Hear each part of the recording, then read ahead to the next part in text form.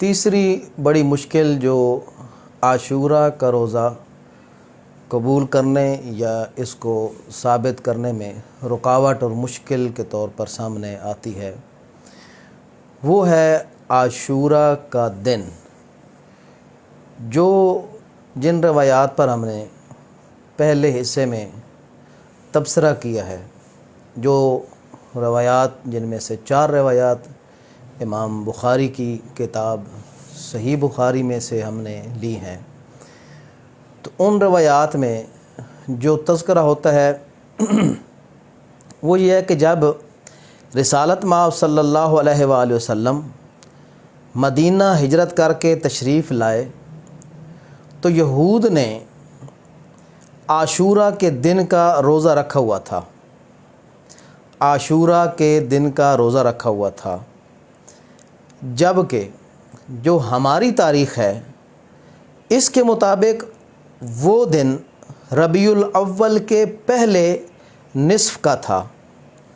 جس میں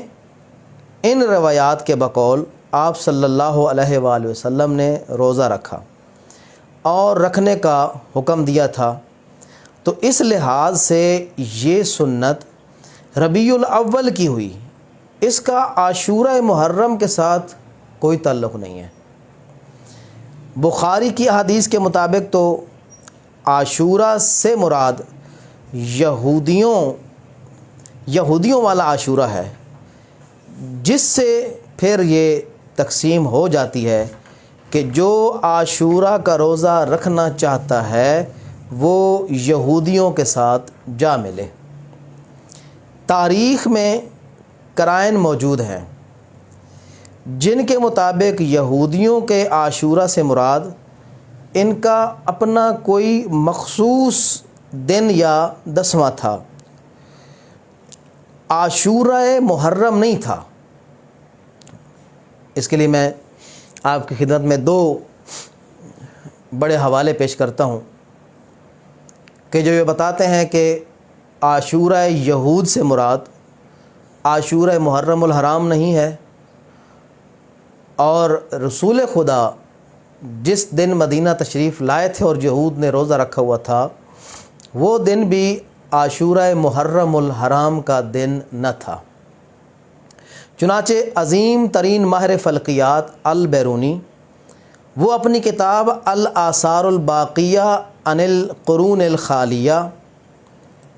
کے صفحہ نمبر 421 میں لکھتے ہیں کہ یہودی عاشورہ تشرین کو روزہ رکھتے تھے،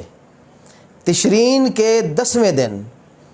اور اس دن کے روزے کو وہ صوم کپور کہتے ہیں۔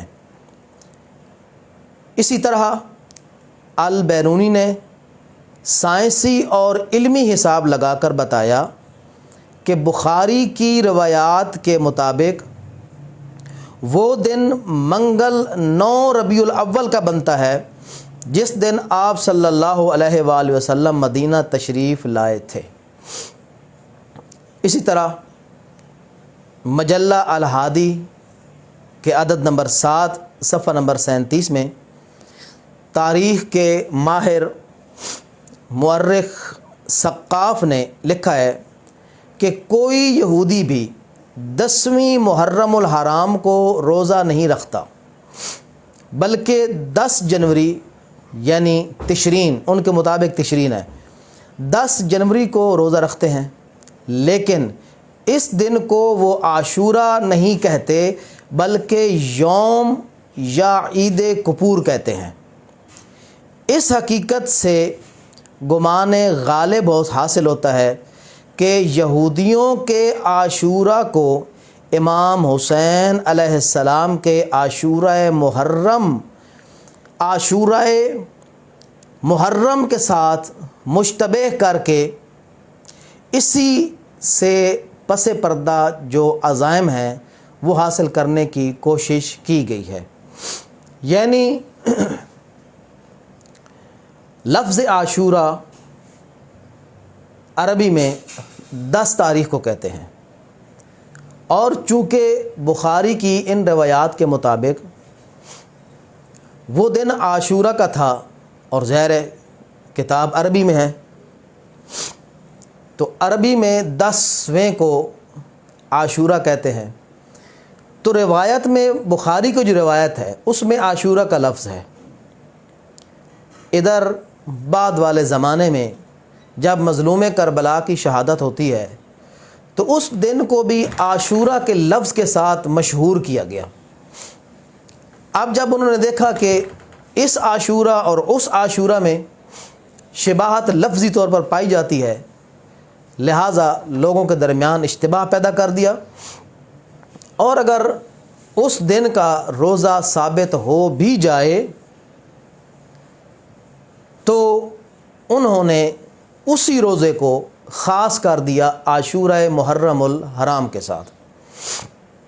اور آپ نے اب 2 محققین کی جو تاریخ ہے وہ ملاحظہ فرمائی، ان کے مطابق یہودیوں کا جو عاشورہ ہے اس کا محرم الحرام کے ساتھ کوئی تعلق نہ تھا۔ اس میں اہم بات یہ ہے کہ اگر آپ نیٹ پر جا کر یہودیوں کے کیلنڈر کو سرچ کریں تو یہودیوں کا جو کیلنڈر ہے وہ اسلامی کیلنڈر کے مطابق نہیں ہے، بلکہ یہودیوں کا کیلنڈر شمسی اور قمری تواریخ کا مرکب ہے، جبکہ اسلامی کیلنڈر فقط اور فقط قمری تاریخ پر مشتمل ہوتا ہے۔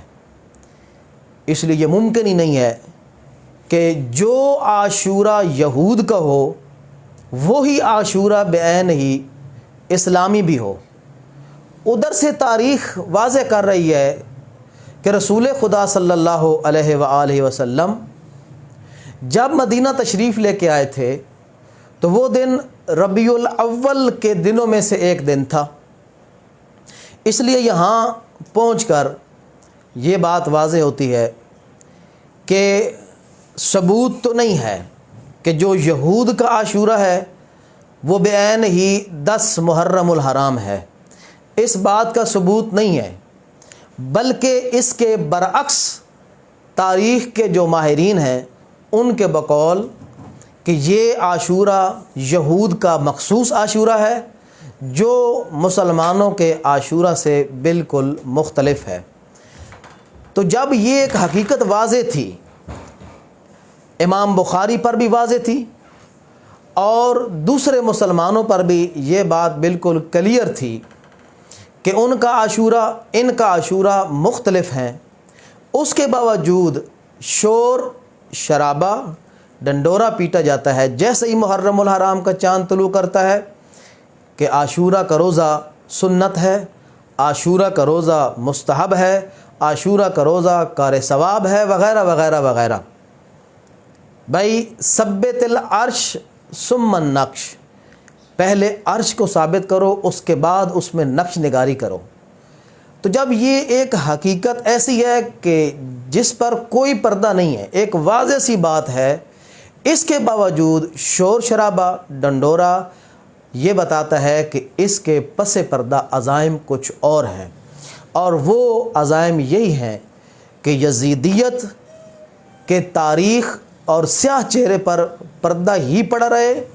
اور مظلوم کربلا کی مظلومیت کو چھپا دیا جائے، آل امیہ کے کالے کرتوتوں پر پردہ ڈال دیا جائے، اور اہل البیت علیہ السلام کی جو مظلومیت ہے اس کو پس زندان، پس دیوار اور پس تاریخ اور تاریخ کی اتھاہ گہرائیوں میں گرا دیا جائے۔